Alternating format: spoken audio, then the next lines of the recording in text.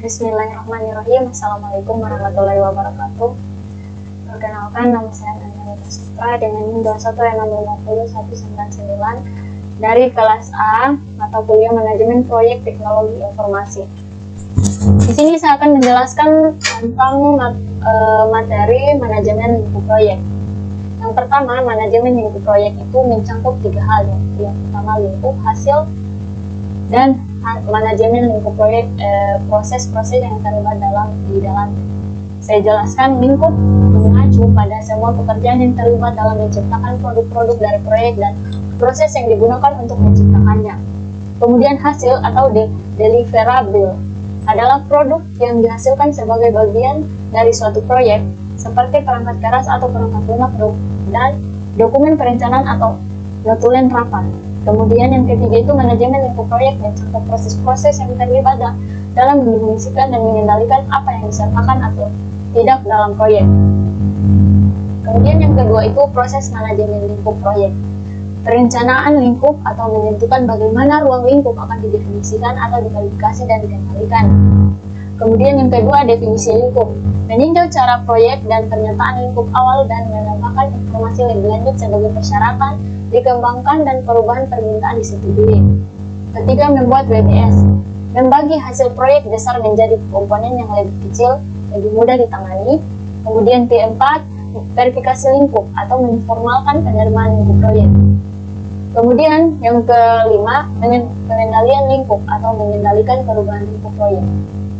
Perencanaan lingkup dan rencana manajemen lingkup. Rencana manajemen lingkup merupakan dokumen yang mencakup deskripsi tentang bagaimana tim akan menyiapkan pernyataan lingkup proyek, membuat WBS, dan verifikasi selesainya hasil proyek dan mengendalikan perubahan terhadap lingkup proyek. Masukan utamanya mencakup cara proyek, pernyataan lingkup awal, dan rencana manajemen proyek. Di sini dapat dilihat contoh proyek harta. Teman-teman bisa melihat sendiri. Kita lanjut saja. Dan ini lagi contoh proyek harta. Bisa dilihat. Definisi lingkup dan pernyataan lingkup proyek.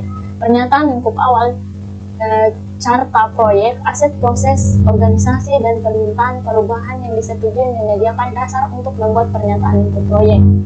Seiring waktu, ruang lingkup sebuah proyek harus menjadi lebih jelas dan lebih spesifik. Ini penetapan lingkup proyek lebih jauh. Teman-teman bisa melihat sendiri, ini adalah contohnya. Di sini membuat work rewards struktur atau WBS. WBS merupakan pengelompokan pekerjaan proyek yang berorientasi pada hasil yang ditetapkan untuk total proyek. Dan WBS adalah dokumen dasar yang memberikan landasan bagian perencanaan dan pengelolaan jadwal proyek, biaya, sumber daya, dan perubahan. Dan dekomposisi merupakan pembagian hasil proyek menjadi bagian-bagian yang lebih kecil. Di sini ada contoh WBS internet disusun berdasarkan produknya. Teman-teman bisa melihat sendiri. Ini lagi contoh WBS internet disusun berdasarkan fase. Ada di sini bisa dilihat level 1, level 2, dan level 3. Kemudian WBS intranet dalam bentuk tabular. Yang satu concap. Dalam concap ada 10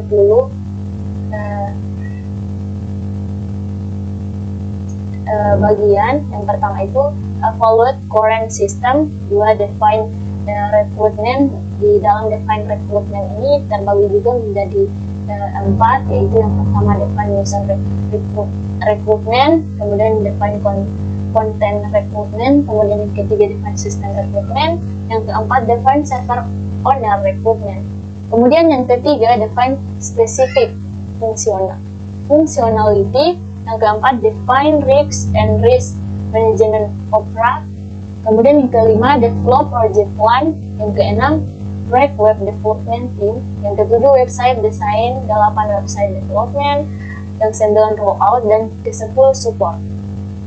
Di sini teman-teman bisa melihat sendiri yang saya sebutkan tadi.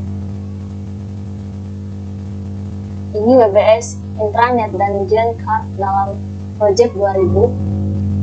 Ini adalah Gen Card intranet yang disusun berdasarkan kelompok proses manajemen proyek. Teman-teman bisa melihat sendiri, saya zoomkan di sini biar bisa dilihat. Oke, kita lanjut lagi.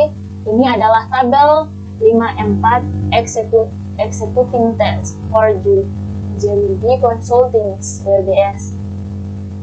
Teman-teman bisa melihat sendiri di situ. Ini ada survey, user input, internet site content.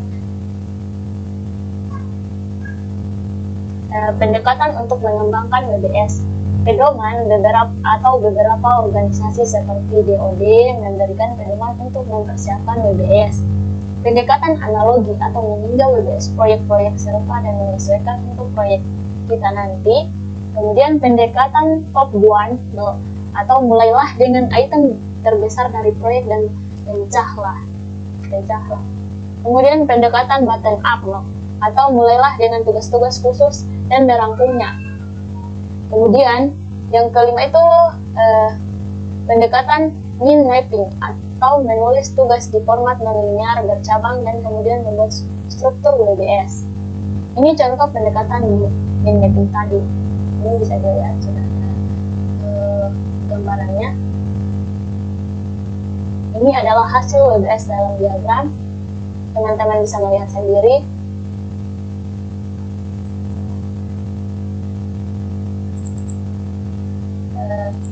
Ini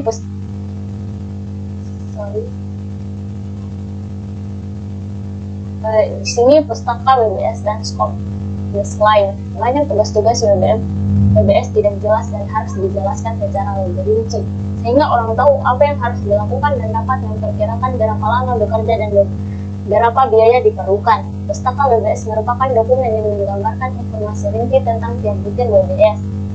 Buku proyek yang disetujui dengan WBS serta pustaka WBS membentuk scope baseline yang digunakan untuk mengukur kinerja dalam membentuk sasaran buku proyek. Verifikasi sangat sulit untuk membuat pernyataan lingkup dan WBS yang baik bagi suatu proyek. Bahkan lebih sulit lagi untuk memverifikasi buku proyek dan meminimalkan perubahan lingkup. Banyak proyek TI yang sengsara karena skop, creep, dan verifikasi lingkup yang buruk. Ini pengendalian lingkup. Pengendalian lingkup melibatkan pengendalian perubahan terhadap lingkup proyek. Sasaran pengendalian lingkup adalah untuk mempengaruhi faktor yang menyebabkan perubahan lingkup, memastikan bahwa perubahan diproses berdasarkan prosedur yang dikembangkan sebagai bagian dari pengendalian perubahan, kemudian mengelola perubahan ketika terjadi. Variance adalah perbedaan antara rencana dan kinerja aktual. Mungkin itu saja yang bisa saya jelaskan, kurang dan lebihnya mohon dimaafkan. Saya akhiri dengan ucapan billahi taufiq wal hidayah. Wassalamualaikum warahmatullahi wabarakatuh.